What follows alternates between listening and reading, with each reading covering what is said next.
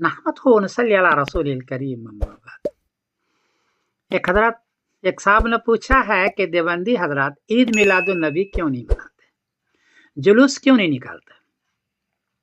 جواباً عرض ہے کہ دیوبندی حضرات کے یہاں کوئی چیز آیت میں ہو یا حدیث میں ہو یا قول صحابی میں ہو یا قول تابعی میں ہو تب تو وہ کام وہ کرتے ہیں، چاہے عقیدے کا ہو یا مسئلہ کا ہو۔ اگر ان چیزوں میں نہیں ہے اور بہت بعد کے علماء نے کوئی کام کیا ہے تو اس کا وہ اعتبار نہیں کرتے جب تک کہ حدیث یا قول صحابی قول تابعی میں نہ ہو۔ قرن ثالث سے اوپر کی کتاب کے دیکھا گیا تو معلوم ہوا کہ کسی صحابی یا تابعی یا حدیث میں یہ نہیں ہے کہ عید میلاد النبی مناؤ یا اس کے لیے جلوس نکالو، نہیں ہے۔ ہاں یہ بات ملتی ہے کہ نبی کریم صلی اللہ علیہ وسلم نے فرمایا کہ پیر کے دن میں پیدا ہوا ہوں، پیر کے دن، تو اس دن